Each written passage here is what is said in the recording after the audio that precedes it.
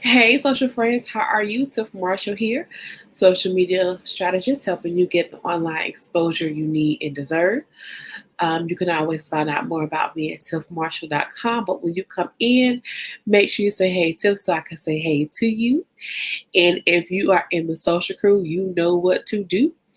Go ahead and drop those swirls. And if you're watching replay, hey, don't go anywhere because I won't be long. We just want to come and virtually um, hug you all and say hello. It's been a couple of, uh, uh, can't even describe it. It's been some adventurous days ahead. Would you all agree? And so I've received a few questions and texts amongst, just doing what I do. Hey, Miss Carla, and I want to share some quick tips with you. They may help you, they may not. I think they will. Use what you can. That's with anything, right? Use what you can. So when it comes to the current climate of social is so busy, right now. Yesterday on Instagram, I posted, five tips on just how to just take care of your mental health, take care of you when social is busy, when it's in an uproar. And, what we talk about, what we discuss, what we share, what we advocate for is really a result of what's already happening around us, what's happening in the world. I say social media keeps TV alive. Social media keeps, awareness in our faces about different things. So when it comes to social media, one thing that you want to do, so if you have a nonprofit or not, if you have a business or if you have a not-for-profit organization, you want to check in on your people. Send a text message, send, an email blast, just see how your people are doing. I think it's so important to check in on your people. My company, most of our clients are Black professional women. So we sent out an email. We, of course, sent our statement on how we feel about what's going on right now. You want to be clear about what you have to say. Be concise. Don't beat around the bush. Make sure you proofread. Do what you have to do, because in most cases you only have that one time to address it. It's a very sensitive issue. Our emotions are all over the place. And I guess one thing about it is we're human. We are human beings, and that is so clear right now. So address your situation, state your stance, and understand that everybody is not going to agree with you, and you won't agree with everybody. Unfollow, block, do as you need. And so I addressed this in my social media group, Club So Social 2.0. I addressed this earlier, and I basically shared my views on should you address racism. And I absolutely believe that you should. In your own way, be very direct about it. I think that you should. And as a Black woman, you should. I shared that, just some of the daily in the group today, I was sharing some of the daily things that we think about, or I think about as a Black woman is my hair okay today? Is it okay to wear it out natural, or should I straighten it? Should I get braids? Should I not? Should I get long braids? Should I not? Should I code switch? How should I act in a meeting? If people see my company advertisement online and they actually see who they're talking to, will they still want to do business with me? Because I've been in positions where people found out that I was a Black woman and they left like quick in a hurry. My first Instagram company, you all, I was selling accessories online, and my account, I had like 7,000 followers. I grew to 7,000 followers quick. Then to 10,000 followers and 12,000 followers, like in less than 6 months. Now, of course, things were different, about 5-6 years ago with the algorithm, but I was killing it online. Like I didn't make under $500 a day. That was a lot for me. Just starting off not knowing about business, the least said the same thing. And so I will never forget, one day I posted myself. I was outside. I was cute too, having the shades on or whatever. But I was outside as a cute. So I want people to know that, I live in tropical Florida. And when I tell you sales decline, and just some comments that I received, and I remember people tagging their friends like, oh, look, like, so we experience those types of things. And so we have to really, assess it, and we go through it without even saying anything because we're so used to it. When you go interview for a company and you have to see if their leadership is even diverse, will they accept me? Are they going to hire me? And if they hire me, will I be safe? Will I be protected? Can I speak out? Can I speak truth to power? Can I speak up for myself or a colleague and not fear losing my job? There's so many things that happen. So I think that should you address racism? Yes. You have to identify how you're going to do that in your brand voice. And it's so important. And we all have to practice it, especially I know I have to practice it as well. Wait till you calm down a little bit and think before you respond. And we have to realize that we all have different perspectives, different upbringing. There are some people, and if I can candidly say, well, I will say, there are some people who go throughout their entire day and they don't have to interact with anybody that looks like you or I. Okay? Because I can go to many stores and buy what I want with cash, not credit. But I know that when I step in certain stores, I might be looked at with the side eye. I remember when I first bought my car and got my car washed, and the man walked my keys over to somebody else. I don't share many, and I don't think I have to. I don't walk around sharing, the degrees I have, the books I've read. I don't do that. I don't go around talking about the clients that I work. I don't do that. I don't post screenshots of what I make. I don't do that. And I don't feel like I have to. But so many times we feel like we're in positions where we have to share our resume just to be accepted and respected, because the media controls the narrative of a lot of things and they only see a portion of us. And it's typically people who are not productive. So you should. When it comes to politics, depending on your brand, at this point, I just want to say be true to who you are. Type it out, send it to a colleague, proofread it, make sure that it's something that's going to help your audience. You know what I'm saying? And understand that everybody won't agree with you, and that's okay, because I feel like if you're pleasing everybody, then you're not doing something right. And it's also okay, and I shared with somebody, I have a lot of friends who are independent or they're different political parties, and we can have decent conversations and we get over it. Some things we don't touch because there's just some topics we just don't come to a consensus with, but we have a respect, and I try to listen and learn. I believe it's so important to see the heads and tails of a situation, the pros and cons, because that will help us in the long run. So Delisa, are you in DC? She's a photographer. I do know that. She's a great photographer. And this is a great question. So if you don't know Marie Forleo, she is the founder, I guess I would say, of B School. And B School is like a business school.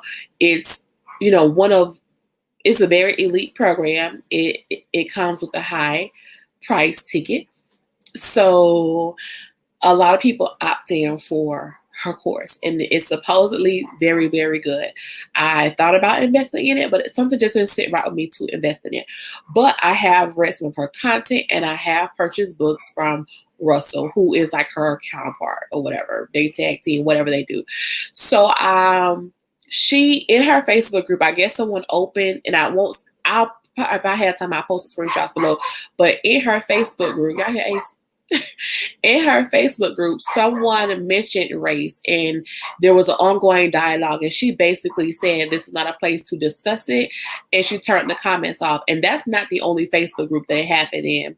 However, this particular situation, she turned the comments off, and so people were like, well, why can't we talk about this?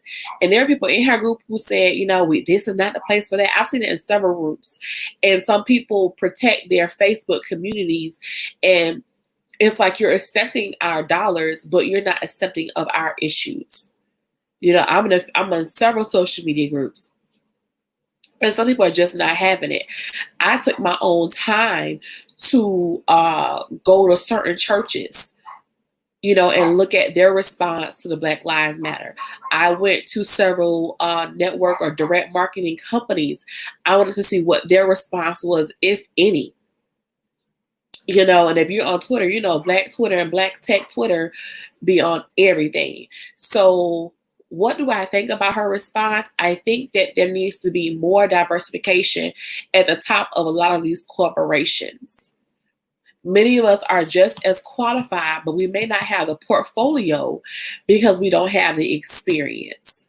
So we went through the right certification steps, we went through the right steps to get the degree or whatever it may be, or our experience may not be diverse in that area. But I think that there has to be conversations with people who don't look like us. We have to be open to the conversations, and it works both ways. As a Black woman, I have to be okay and open and welcome to discuss and have conversations and work with people who don't look like me. We have to step into the boardrooms or wherever it be, the digital rooms, and have those conversations. So I think that, hold on one second. I'm on the live real quick. I'm talking. So I think that we have to make sure, hey, Ace had to come in, y'all. Y'all want to see Ace? So, Ace, you want to say hey to Facebook? Okay, let me get Ace for y'all. I think that we have to make sure that we have those conversations with people, because we won't be understanding. And sometimes we can live in a bubble and not even know it. And say, hey, sometimes we can live in a bubble and not even know it. Does it make sense? So I think that she should have allowed the conversation to go. And her excuse or her statement read that she stopped the comments because people, somebody in her group back in December was disrespected by somebody. That's what she said. And she wanted to stop it. But I think that people follow their leader. People follow the mindset of their leader. So if her followers understood that we're not going to tolerate this in this group, that would not have happened. Does it make sense? So, for example, if you were to come in Club So Social and carry on with some nonsense, you're not going to do it because, well, you'll be put out. Like, let's just say that. I'm going to put you out, whatever the topic is.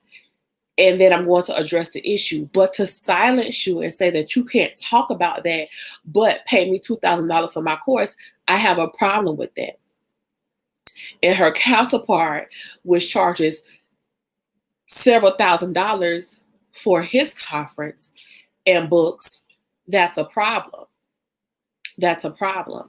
We all know the power of the Black dollar. So we have to be okay with those situations. And what's a part of the problem is we don't want to talk about it. We want to act like it's there, or you can't voice it. No, it's there. And sometimes it's pent up aggression because there's so much, that we don't talk about. We're just so used to fighting, and most times fighting silently, and sometimes even crying inside because you're afraid to speak out. You're afraid to speak out. It's like if you say something, people want to condemn you. But I think that's okay too. I always think about different parables in the Bible. I think about Jesus only having 12 followers. I think about him being crucified. My Lord. It just happens. So that's what I think about Marie. I think that she's trying to apologize. And even some of these apologies that I've been reading, I even saw how Florida State Alumni Association made a statement, and it was toned up. And sometimes I ask people, do they even understand Do they even understand?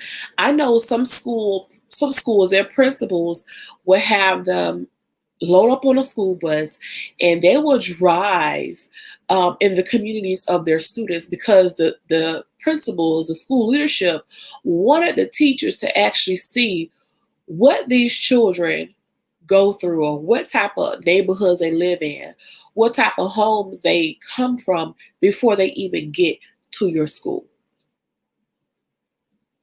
you know and so I tell people there's so much. I mean, even if you go back and Google redlining, like there's so many things and so many struggles that we've had to fight or been addressed with that many people don't know about. So if you haven't been exposed to it, then it sounds like, oh, they're just arguing, or oh, they just want something for nothing. Let me tell you, most people I know work. Most people I know have legit jobs. They went to college or have a certification. They're not on government assistance. And I think that's a big um, misconception of my people. I work with people of different hues who are very successful. I'm a graduate of a historically black college, and I know that there's greatness all around. But at the same time, I know someone who has a master's degree and over 20 years of experience and has been on interviews for the last year and has not gotten hired. Right? And sometimes I'm not gonna go. Listen, my whole point is Nikisha said that was a question I had sent in my text. I was about to send it to you. Okay, did I answer your question, Keisha? I hope I answered your question. But it's a lot, y'all. It's a lot. It's a lot. And we am I saying be quiet? No, I'm not. I used to be the person to say, be quiet, don't say anything, it hurt your brand. But guess what? Who I am and what I stand for and what I want for my students, what I want for my children, my grandchildren, my nieces, nephews, and I have siblings, but some of y'all children I adopt. I want better for them. And it's not gonna come by me being silent. And it's not gonna come from you being silent. And if you don't look like me and if you really don't understand, talk to us. I promise you we're not scary. I promise you we're more educated than they let you know that we are. I promise you that. I promise you that we'll come sit to the table if you invite us. We really will. And that's the beauty of us. That's the beauty of us being different. So tag a friend, share this. I hope this helps you. But one thing about it is I'm happy to be black and I will always be happy to be black. And I hope that you are happy to be whatever God created you to be. But we on this world together. We didn't ask to be over here, but we here now. We're not going anywhere.